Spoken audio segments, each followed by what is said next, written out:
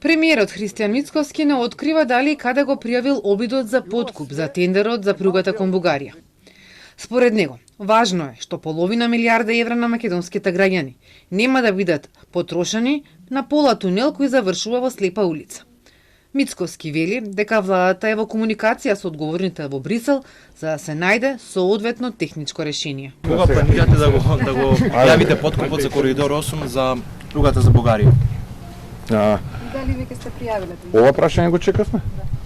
Ете така. Ќе бидете трпеливи, уште некое време ќе треба да го поставувате ова прашање, но на кое што е важно е што тие криминалци нема да профитираат од овој проект, бидејќи Министерството за транспорт ги повлече членовите во тендерската комисија.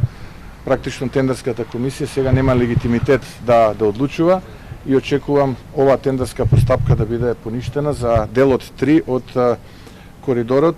Премиерот Мицковски минатата недела објави дека бил жртва на обид за подкуп во тендерот за пругата кон Бугарија и дека тоа не одело од транспарентност со докази, туку преку канал на комуникација.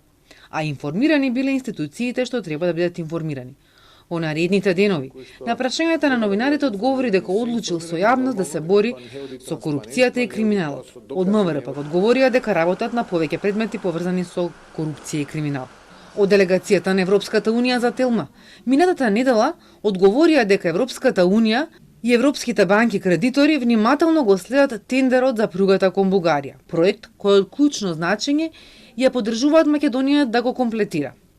Оди одговорија дека пренамена на парите од коридорот 8 за други проекти не е предвидена.